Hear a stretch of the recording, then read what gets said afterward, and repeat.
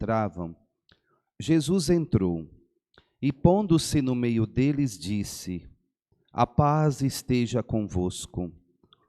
Depois dessas palavras, mostrou-lhes as mãos e o lado. Então os discípulos se alegraram por verem o Senhor. Novamente Jesus disse: a paz esteja convosco.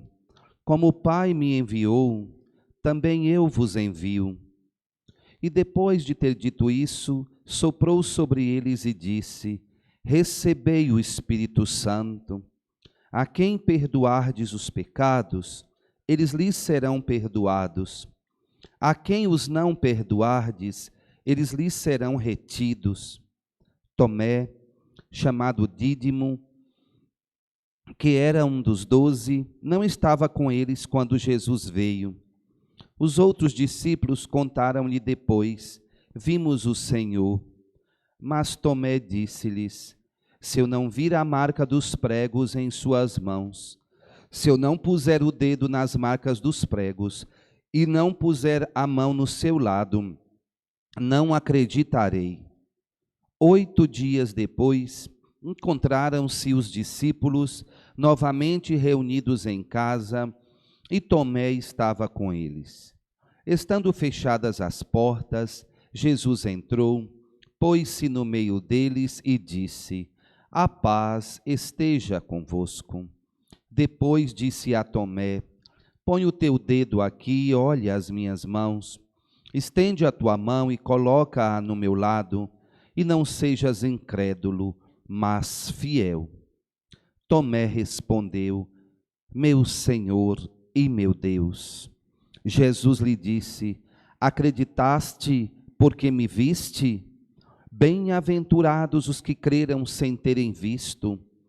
Jesus realizou muitos outros sinais diante dos discípulos que não estão escritos neste livro, mas estes foram escritos para que acrediteis que Jesus é o Cristo, o Filho de Deus, e para que, crendo, tenhais a vida em seu nome. Palavra da salvação. Glória a vós, Senhor. A nós descei, divina luz.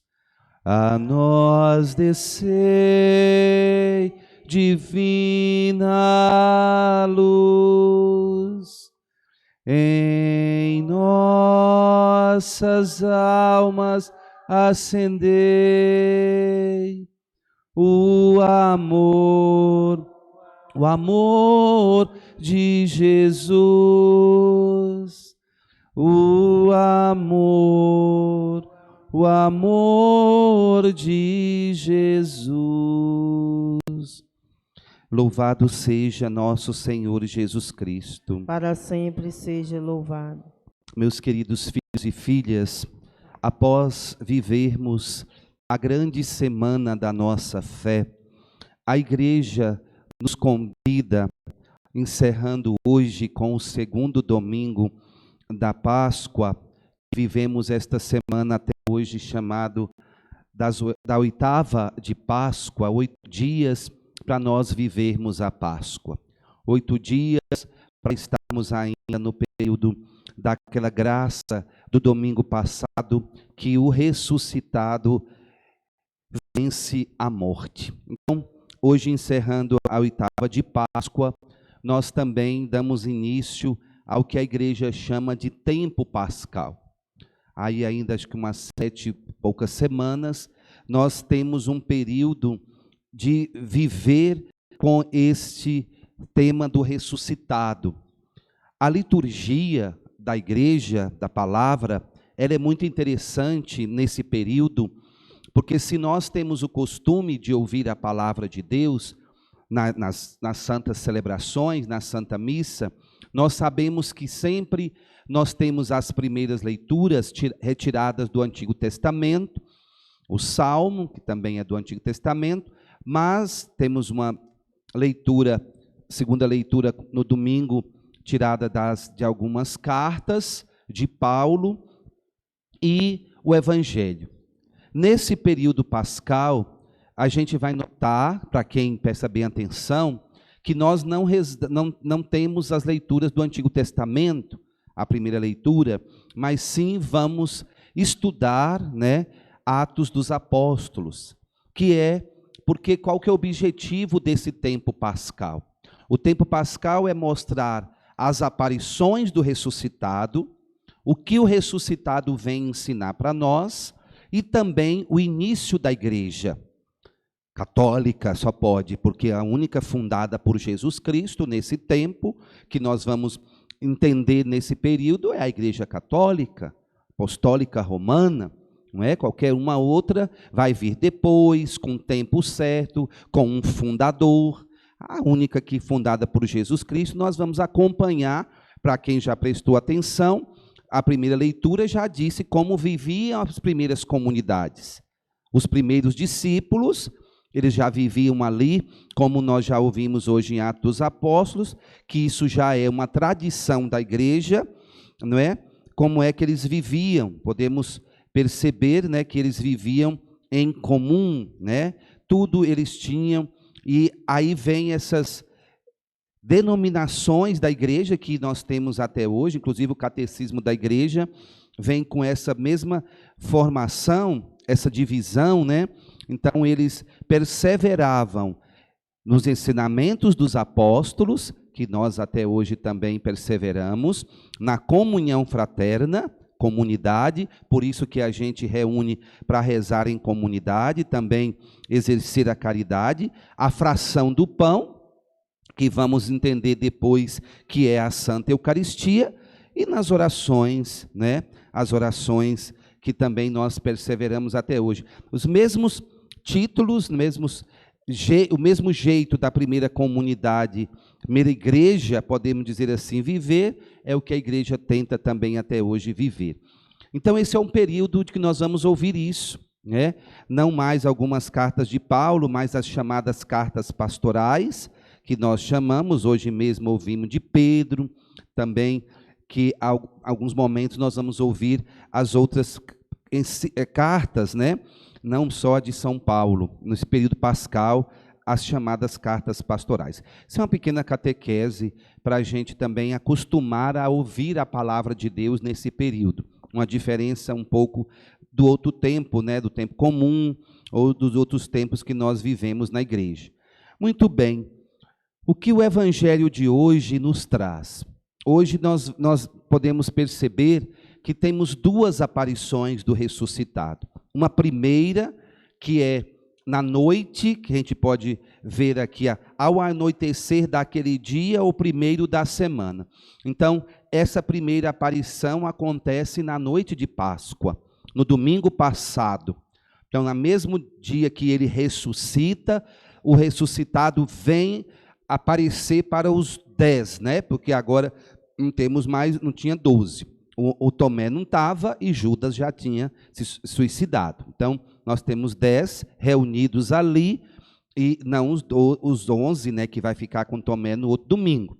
Então, o primeiro dia da semana agora é o dia que os apóstolos se reúnem, com o ressuscitado é inaugurado um novo dia, não mais o sábado, que era guardado, né, guardar o sábado como era o último dia da criação, o primeiro também, como nós ouvimos lá na pregação da ressurreição, mas agora inaugura-se o primeiro dia da semana, inaugura-se o Dominus, né, o domingo, que é o dia do Senhor. E ali, então, são duas aparições. O que nós aprendemos com a primeira? Né? O que o ressuscitado quer nos ensinar com a primeira aparição?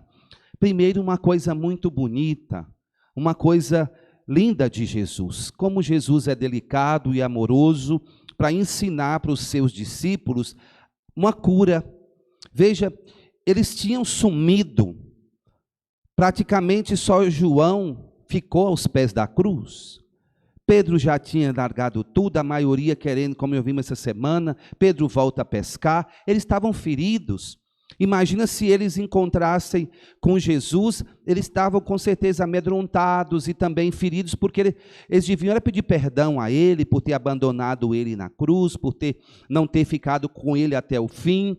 Então o ressuscitado primeiro aparece com algo tão bonito, com um cumprimento para eles, para trazer a eles aquilo que eles mais precisavam naquela hora, a paz, shalom. Shalom, a paz esteja convosco. E com certeza aquele cumprimento curou o coração deles. Eles falaram assim, ele não está bravo com a gente, né? Ele não está bravo porque a gente o abandonou na hora que ele mais precisava. Ele é o mesmo, né, que vem nos amar, nos curar. Então a primeira coisa impressionante é essa, Jesus aparece chagado, como já falamos quinta-feira, com suas chagas, não mais as mesmas chagas da cruz e ao mesmo tempo as mesmas, porque é o mesmo, só que agora com chagas gloriosas. Não chagas que estão saindo sangue, abertas ainda, mas diferente, né? Chagas gloriosas. E aparece para ele, como vai aparecer 8 dias depois, no outro domingo. No primeiro domingo apareceu à noite, 8 dias depois, no outro domingo, aparece novamente para aquela comunidade de ressuscitados, né? A primeira coisa que na primeira aparição ele faz é isso, acalmar o coração deles, porque com certeza estavam desanimados com a cruz, feridos de ter abandonado ele, e ele dá aquela paz, que bonito. É uma acolhida, né? Um amor tão grande de poder curar o coração deles. E depois concede, o ressuscitado sempre vem trazer algo novo, que é, depois deles experimentarem essa misericórdia, esse amor, ele vai trazer então, soprando sobre eles o Espírito Santo, conceder a eles, porque o ressuscitado vai dar agora a esses discípulos a missão. E a primeira missão, que coisa mais bela, é dar a eles o poder que só Deus tem. Quem é que tem poder de perdoar pecados? Deus. E ele concede a esses homens, pecadores, fracos, mas concede o Espírito Santo, que é derramado sobre eles, e dá-lhes o poder de perdoar pecados, de exercer, e aquele cria, né? Ele funda o sacramento da misericórdia, o sacramento da confissão, ou o sacramento da penitência, como é chamado também. Que coisa bela. A primeira coisa que o ressuscitado imprime no coração desses discípulos, e também vai dar a qualquer sacerdote ordenado pelas mãos de um bispo, que é derramado sobre nós no dia da nossa ordenação o Espírito Santo, com essa missão de perdoar pecados. Que sacramento poderoso o ressuscitado deixa na primeira aparição. Ele já tinha feito tanto nos 3 anos que viveu aqui, e a primeira coisa que ele deixa como herança, como missão para esses que o seguiram, o sacramento da penitência, o sacramento da confissão. Isso é bonito. Ele vai dizer: a quem perdoardes os pecados, eles lhes serão perdoados. A quem os não perdoardes, eles lhes serão retidos. Que poder é esse que dá a um sacerdote? Que poder é esse que ele dá aos discípulos que permaneceram ainda firmes ali, mesmo depois de ter abandonado na cruz? E quando a gente ouve o protestantismo, né, que interpreta isso aqui totalmente errado, a gente nota pela tradição que não tem outra forma de interpretar. Ele concede a esses o poder de reter os pecados, de não perdoar e de perdoar. Isso é um poder grande pelas mãos de pobres pecadores, que são sacerdotes, mas que poder de levantar as mãos e dizer: vai em paz, os teus pecados foram perdoados, assim também como o próprio Jesus fez. Lembra quando ele pegou aquele paralítico, abriu pôs lá em cima e jogou aquele paralítico? Jesus fala, a primeira coisa que Jesus faz para ele foi o quê? Os teus pecados estão perdoados. Então, quem tem o poder de perdoar pecados, a não ser Deus? Olha que poder é dado a um sacerdote. Ao sacerdote que é dado a ele esse poder de perdoar e de reter os pecados. Isso não é invenção da Igreja Católica. Isso é invenção do próprio Jesus. É Jesus que, ressuscitado, vivo, ele sabe que daqui a pouco ele vai voltar para o Pai, depois de enviar o Espírito. Nós estamos nessa expectativa já agora de 50 dias, de esperar o derramamento do Espírito na igreja. Ele vai ascender ao céu, e quando ele volta para o Pai, ele tem que deixar aqui os seus apóstolos, os seus discípulos de todos os tempos, e essa missão é dada ao sacerdote. Que missão bela! Eu sou apaixonado quando a gente tem que estender as mãos e dizer: ide em paz, os teus pecados estão perdoados. É lógico que o sacramento da confissão, ele tem que ser acolhido por nós. Quem experimenta o poder da confissão sabe que a sua vida é transformada. O demônio não quer que nós aproximemos desse tribunal da misericórdia. Esse tribunal da misericórdia, ele é oferecido a nós.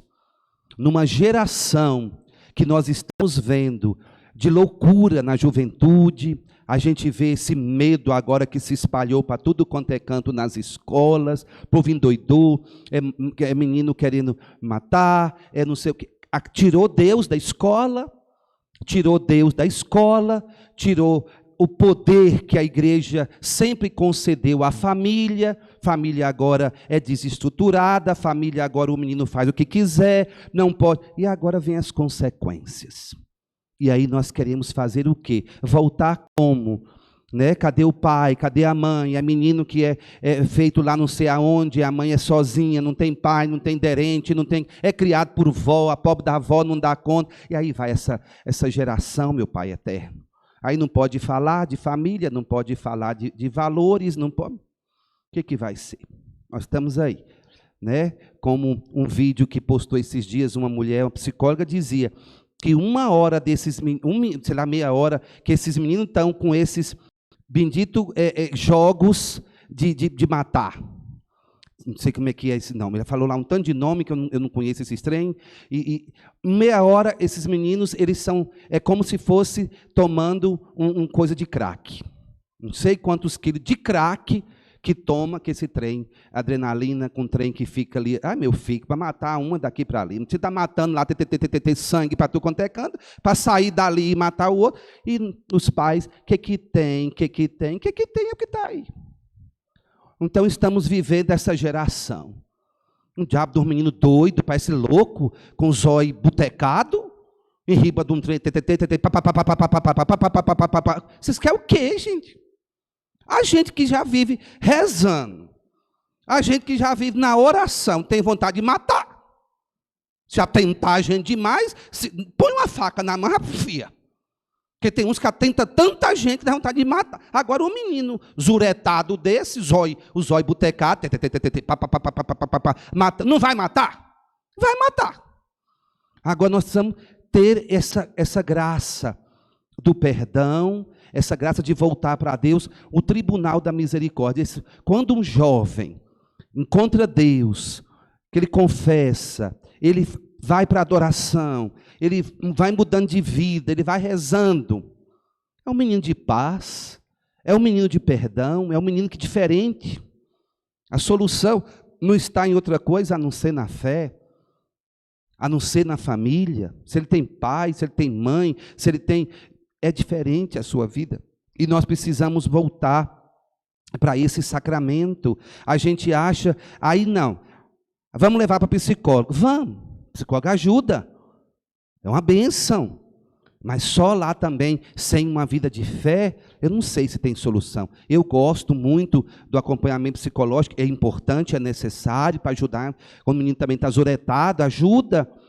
Mas os confessionários estão vazios, enquanto que nós preferimos pagar um psicólogo para um menino do que levar esse menino para a igreja, para o tribunal da misericórdia.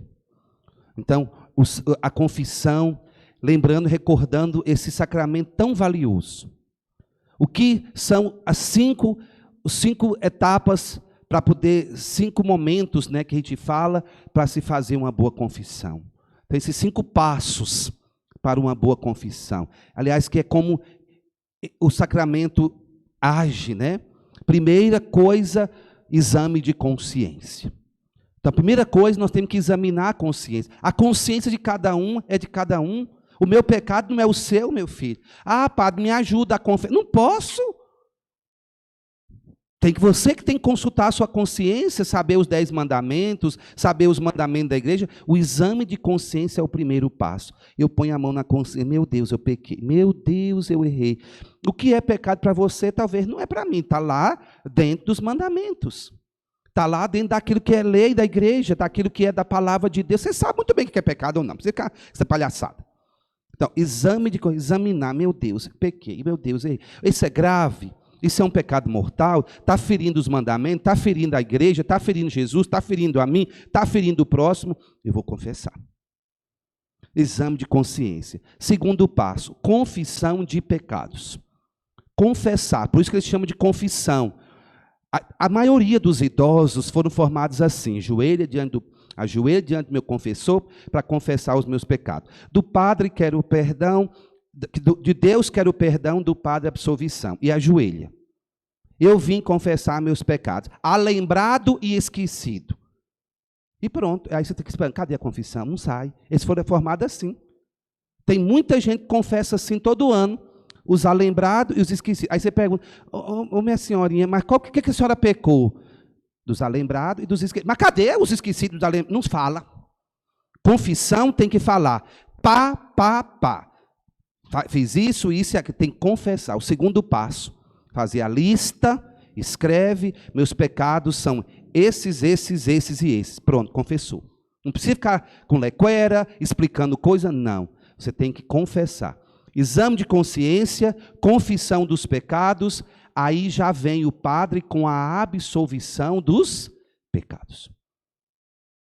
Aliás, perdão, antes da absolvição, você vai fazer o seu ato de contrição.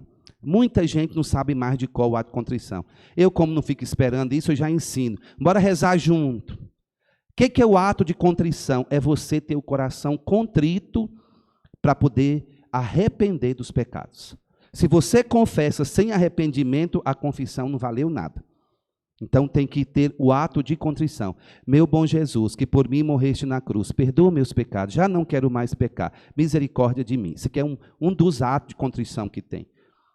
O menorzinho que a gente fala. O padre confessou, aí talvez o padre fale alguma coisinha, você faz o seu ato de contrição e tem que ser contrito, coração doído, e não atrição.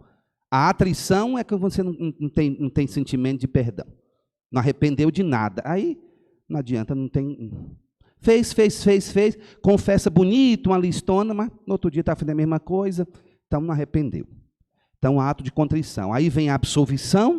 O padre impõe as mãos, faz em nome da igreja, absolve os pecados e, por último, te dá uma penitência. A penitência ela tem que ser cumprida. Se é uma oração, se é uma atitude com alguém, o padre fala, você vai fazer isso. Se você também já várias vezes deixou de cumprir a penitência que o padre te deu, sua confissão também foi inválida. Então, essas 5, na outra confissão, você tem que falar, o padre pediu para me rezar, não rezei, foi nada. O padre pediu para me rezar um texto, não rezei. O padre pediu para me perdoar, eu não perdoei, eu não fui atrás. Então, esses 5 passos são os 5 passos da verdadeira confissão. Vamos recordar com o padre Joaquim, exame de consciência. Agora, gente, exame de consciência. Confissão dos pecados. Ato de contrição. Absolvição dos pecados. E penitência. Então, a penitência é aquilo que você vai fazer um gesto. Então, esse é o sacramento deixado pelo ressuscitado no dia da Páscoa. No dia que ele ressuscita, à noite, já envia o Espírito Santo, porque ele já quer formá-los para quando ele voltar para o Pai. Que beleza! O sacramento da confissão. E 8 dias depois, o outro domingo, primeiro domingo, ele já aparece. 8 dias depois, Tomé está lá. Os discípulos, os irmãos falam, vimos o Senhor, e Tomé, como qualquer um de nós, adora essas coisas. Não, eu quero ver, quero tocar. Se eu não tocar para saber que é Ele, eu não vou acreditar, não. Isso aqui é uma coisa tão simples, todo mundo pode passar por isso. Como é que vai falar que Ele ressuscitou? Se todo mundo viu pregado na cruz, não, eu quero ver. Se eu não puser o dedo nas marcas dos pregos e não puser a mão, eu não acreditarei. Como ouvimos ontem no Evangelho também, todo mundo, vimos, não acreditaram. Vimos o Senhor, não acreditaram. Acreditar no Senhor vivo, ressuscitado, é complicado, né? E aí vem novamente o ressuscitado 8 dias depois, no outro domingo, aparece com o mesmo cumprimento. A paz esteja convosco. Isso aqui é o cumprimento dos ressuscitados, gente. O ressuscitado traz a forma da gente se cumprimentar. Todo cristão católico que se preza, que acredita no ressuscitado, não cumprimenta ninguém. E aí, velho, de boa, bom dia, boa tarde. Não, a paz. A paz, meu irmão, a paz de Jesus, meu irmão, a paz de Cristo, meu irmão. Isso é bonito, isso aqui é cumprimento de ressuscitar. A maioria tem vergonha, ainda mais no meio da rua. Eu não, vai falar que eu sou protestante, que eu sou crente. É tolo, é bestona. Porque nós temos que cumprimentar assim, não é cumprimento de protestante, de crente, é cumprimento de católico que acredita no ressuscitado. É o cumprimento dos ressuscitados. Quem vive a comunidade dos ressuscitados, a paz de Cristo, a paz esteja contigo, meu irmão. A paz contigo, a paz que é de Jesus. Shalom, shalom, a paz esteja contigo. E aí dá a lição para Tomé. O que é a segunda aparição quer nos mostrar? O que o ressuscitado no outro domingo quer mostrar? Um ato de fé. Além de mostrar no primeiro domingo o poder da paz, o poder de curar o coração deles da cruz, dá a eles o poder de perdoar pecados. E 8 dias depois, ele quer, na figura de Tomé, ensinar a gente a crer. Você crê, meu filho, minha filha? Você crê? Eu posso dizer que eu sou um homem de fé? Quem é a mulher de fé? É a mulher que permanece de pé, como Nossa Senhora diante da cruz. O homem de fé não vacila diante das tribulações, diante das preocupações. Não larga a igreja por qualquer coisa, não larga a comunidade por, não pode falar uma coisinha, começa. Não, a minha fé no ressuscitado. Então é isso que ele vai dizer, meu Senhor e meu Deus. Vamos repetir isso 3 vezes, ejaculatório de Tomé. Meu Senhor e meu Deus.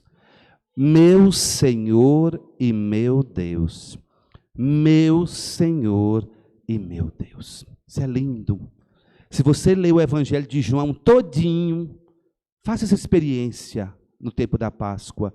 Você não vai encontrar, hora nenhuma, os discípulos que têm essa fé. E Deus vai pôr na boca de Tomé, aquele que duvidou, que não acreditou, a maior profissão de fé que o Evangelho de João, lá no finalzinho, acabando o Evangelho. Quem teve fé foi Tomé. E aqui ele institui um novo povo. Uma nova criação, um novo povo de ressuscitados, uma nova comunidade de ressuscitados. Quem vai ser essa comunidade de ressuscitados? Jesus aqui faz uma bem-aventurança, a única bem-aventurança que tem no Evangelho de São João. Acreditaste porque me viste? Bem-aventurados os que creram sem terem visto. Você me viu, Tomé, você tocou, toca, sou eu, pode tocar aqui, pode tocar, sou eu. Sou eu mesmo, verdadeiramente, vivo, carne e osso. É vivo, ele ressuscitou, não é um fantasma. Mas muitos não vão me ver. E aí a gente pergunta, onde vamos encontrar o ressuscitado hoje? Onde é que vocês acham que Jesus está vivo? A igreja, no catecismo, fala de alguns lugares. Primeiro, ele fala que ela está vivo na palavra. Quando a gente lê a palavra de Deus, ele se revela a nós. Ele está vivo no próximo, no seu irmão. Quando você é acolhido, levantado, ele vive. Ele vive do nosso coração, dentro de nós. Para quem crê, ele está comigo o tempo inteiro, não estou sozinho. Ele vive na fração do pão, na Eucaristia, quando você vem no Santíssimo, quando você comunga, ele está vivo.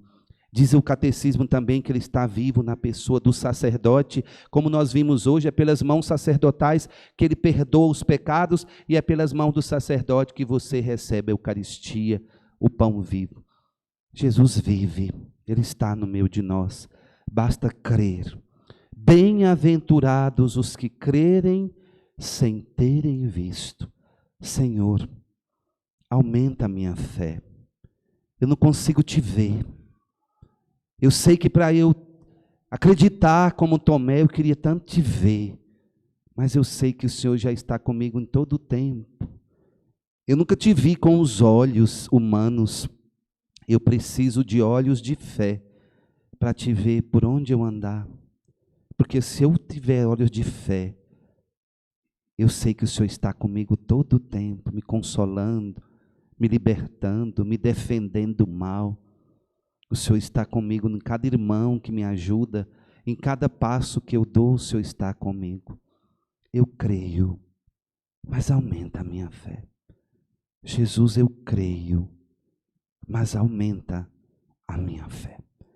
Então agora, meus filhos e filhas em pé, vamos professar como Tomé a nossa fé. Vamos como Tomé dizer, eu creio, meu Senhor e meu Deus, eu creio. E é isso que nós temos que fazer, mesmo quando a sua fé estiver vacilando, mesmo quando você estiver sentindo desanimado, mesmo que você estiver sentindo sem força, decepcionado com os irmãos, com a igreja, com tudo, creia, fique em pé, porque você não está aqui por causa de padre, por causa de ninguém, você está aqui por causa de Jesus ressuscitado, que morreu por ti, que morreu por tua salvação e vive, venceu a morte para viver contigo até o fim dos tempos. Eis que estarei convosco até o fim dos tempos. Eu creio, Senhor, mas aumentai a minha fé. Mesmo nas tribulações,